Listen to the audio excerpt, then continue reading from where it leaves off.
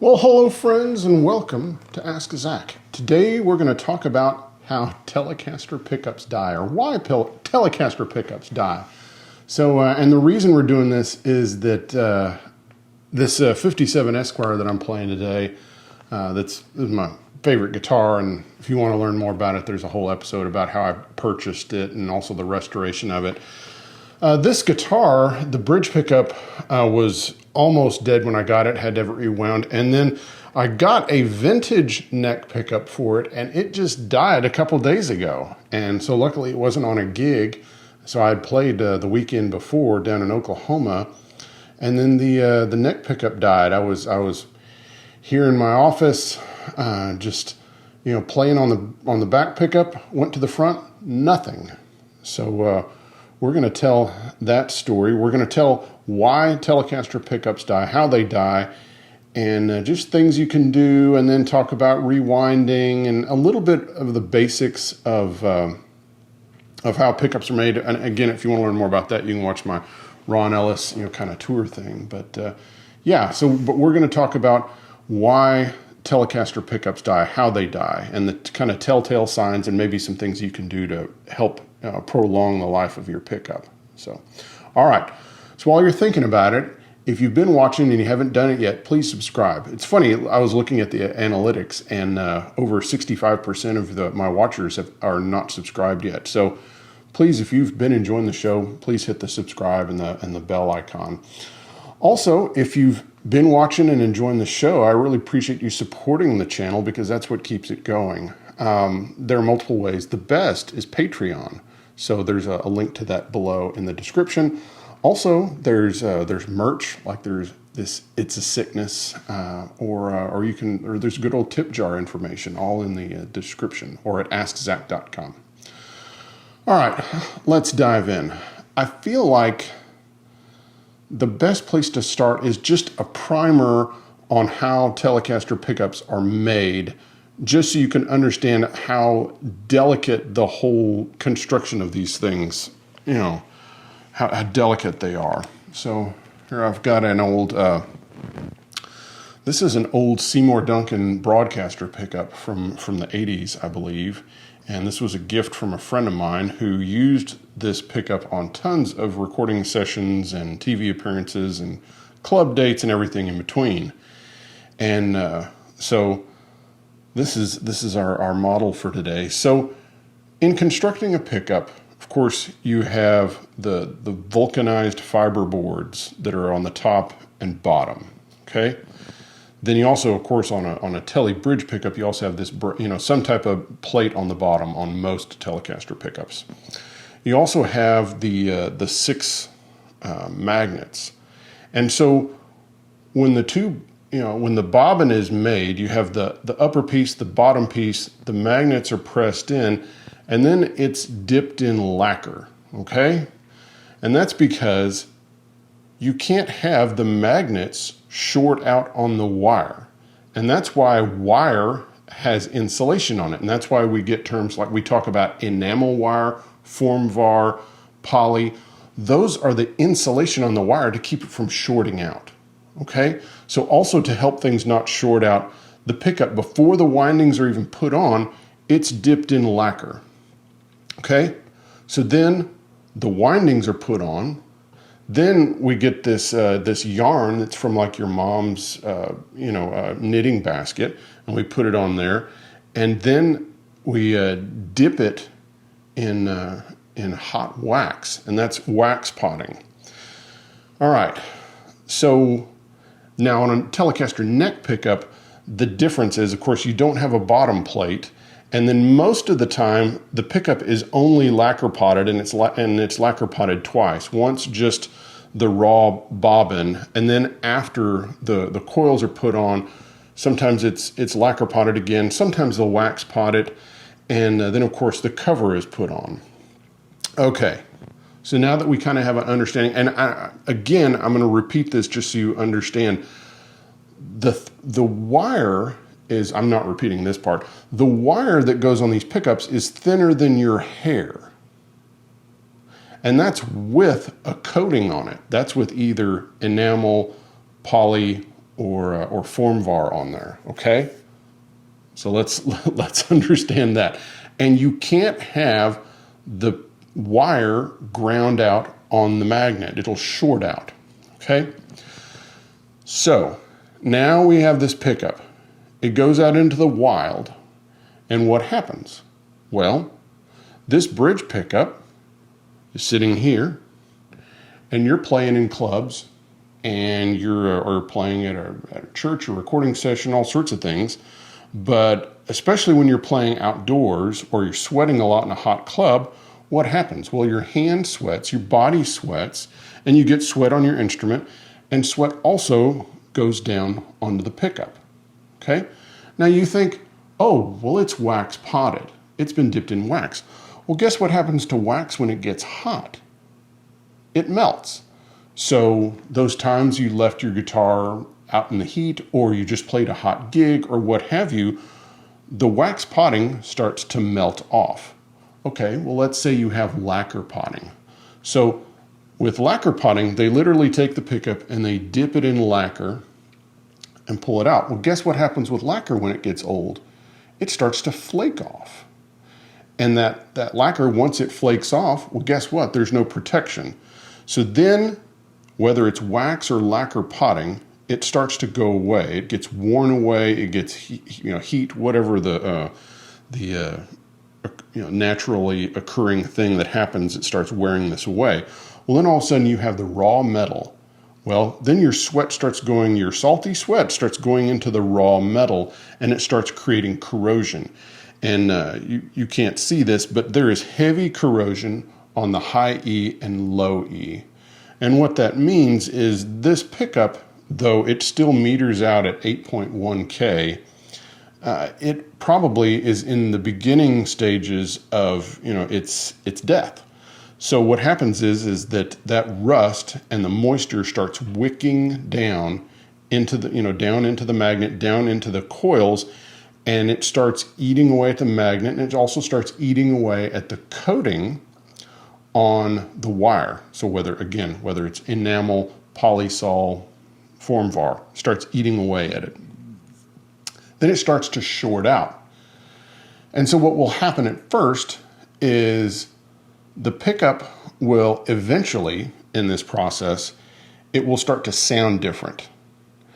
And it really gets, as it gets more and more shorted out, what happens is you start losing output and you start losing bass.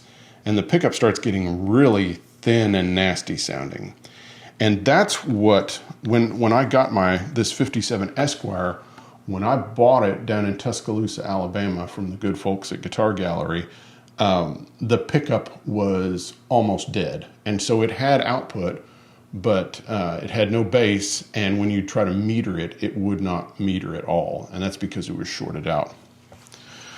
All right, so that's what happens. And so eventually, it goes to having no bass to eventually it just dies and there's no output at all. And at that point, and again, one of the telltale signs, especially for a Telecaster bridge pickup, when it is, dead or on its way to death, is corrosion, especially on the low E string, pole, because that's where you're going to get the most sweat and such going down into the pickup, and that's usually what happens.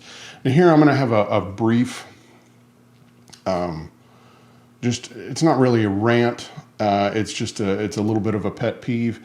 And so I take issue with guys that age pickups, not aging itself, but when guys start putting rust on pickups to age them, ugh. Now, if you just want to get a little of a worn look, that's one thing. But actually, putting rust on a pickup, that's like greatly shortening the lifespan of a pickup. So I really don't recommend that. Yeah. All right. So let's go to the neck pickup and let's talk about what happens with the neck pickup.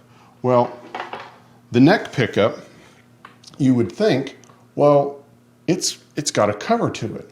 What's happening with that? Well, again, you have this thin, wire that's thinner than your hair, and you have this cover, and still moisture and other things happen. So you're in humid environments, you play in the rain, even though you're in a covered stage, and moisture gets in there, and also the lacquer potting flakes away.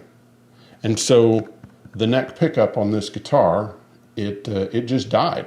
And it was sad because I really loved the sound of that pickup, but it was completely dead. And of course I took it and metered it, and it metered really high, and that means it's shorting out. And so what that means is that the coating on the wire has flaked off, and now it is shorting out against the magnet or the cover, and so it's dead. And so what I did was, just like the bridge pickup on this guitar, I sent it off to Ron Ellis. And so Ron, carefully on the bridge pickup, he unwound it slowly, so that he could kind of replicate the winding pattern, because of course there's scatter wound, there's regular, there's machine wound, and there's the winding method of kind of going straight across the bobbin and straight across, and there's like scatter winding where you're kind of jumping around. Think about spooling up, a water hose or something like that. When those cranks, it's like, you could do it across neatly, or you could do it real messy like, and sometimes the messy like is the best sound. But regardless, he looked at that and he rewound it, and the pickup sounds great. So when I got the 55 or 54 neck pickup that from Dan Strain, and it had the original winds on it, and these are 60-year-old winds on there, hair-like wire, I knew that I was probably going to have to get it rewound in my lifetime, but I hoped it was going to last a little longer, but it didn't. And it's fine. So I've sent that pickup off to Ron. And so who knows? I mean, I could have been, playing someplace, or there's, the lacquer, potting probably eventually just flaked off, and then it decided to, short out. And it's just funny how, it's working fine, and then all of a sudden it's gone. It's dead.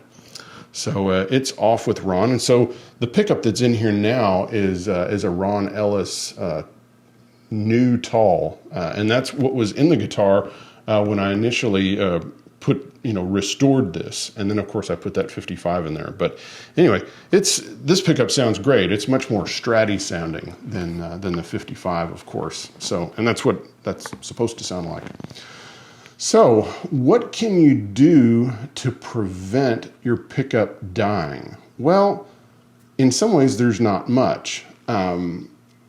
Because there's just a certain amount of wear and tear on a guitar that you're actually playing and gigging with. The things that you can do are try not to leave your guitar out in a hot car, just like you wouldn't on an acoustic guitar or something like that. Because again, you just don't want to have your guitar in 100-degree plus weather, or you just know that you're putting some wear and tear on your instrument whenever you're in really hot environments where that wax potting is going to melt. Also, if you play in a very humid area, if your guitar gets soaked with water or something like that, then I would definitely leave the instrument out of its case and try to let it dry out well, including internally. So. But there's really just this degree to which, if you have a Telecaster for a long period of time, the pickups are going to die. If you use it, if you play it out. And so many of the guitars that, the old Telecasters, especially ones that are played a lot, well, most of the time the pickups have been rewound, and perhaps multiple times. And some guys are open about it, like Jim Campolongo. He has that 59 top loader that he's played for years, and he openly admits that he had Seymour Duncan rewind the pickups because they died. But some guys, don't talk about it, and that's their business. But let's just say those Blackguards and old 50s Teles that you see, out on the road being played regularly, and especially ones that have been played regularly for an artist's entire career, well, then I would say absolutely those pickups have probably been rewound, and perhaps multiple times. And that's just what happens when you have Telecaster pickups that are being played in concert and then playing in different environments. Well, guess what? That lacquer potting flakes away, the wax potting melts, the thin coating on the wire shorts out, and all of a sudden you have a dead pickup. Now there are times, of course, when it's actually just like a bad solder joint or something on the pickup, or maybe you could have had a bad solder joint onto the switch or something like that. And of course, you need to check for that with a meter, both at the ends of the pickup and then also right on the pickup itself. But yeah, those unfortunately those are more rare. So I hope this is helpful. Then if your pickup dies, well, get it rewound. It's not a big deal. So then it just depends on how old the pickup is, how vintage it is or whatever, that, depending on how picky you're going to get with your rewinder. So if you have a 50s or 60s, Tele pickup that's died, then you want to be picky, and you might want to get Ron Ellis or Jim Rolfe or Lindy Fralin or a handful of guys. Basically, anyone that is good at winding pickups can do a rewind. Now, I will say that there is a certain amount of work that's involved, that's kind of that's different than just winding a pickup, a brand new pickup. So when a pickup has to be rewound, it basically has to be disassembled and everything has to be cleaned, all the rust. So they have to take a steel brush and they really have to clean it well. They have to get all the corrosion off, re-dip it in lacquer, of course, carefully rewind it. If it's a bridge pickup, they put your mama's, yarn around it, and then they dip it in either a clear wax or black wax, depending on what era pickup you have. And of course, they'll usually put new leads on it when a pickup is rewound. So, but it's definitely worth doing, and don't think of this as some reason of like, oh, I have to not play my guitar because the bridge pickup might die. Well, guess what? The bridge pickup is going to die anyway at some point, unless you keep it in a humidity-controlled glass case. So enjoy your guitar, and when your pickup dies, go get it rewound. Or if it's not an expensive pickup, buy another one. Or if it's by the maker is still around, get him to rewind it. Maybe there's a warranty on it or something. So, all right. Well, I hope you guys have enjoyed today's episode, and I hope you have learned that especially, and all pickups kind of suffer from this to a degree, but it just seems like Telecaster pickups are some of the worst for some reason, and I think it's just the fact that even the Strat has the plastic cover over the top, and so you still have some Strat pickups that die, but something about Telecaster bridge pickups are really awful, and the neck pickups too for some reason, even though they've got the metal cover. But yeah, that applies to all sorts of pickups. So, all right, guys. Well, I hope you've enjoyed today's episode, and I'll see you next time. Bye-bye.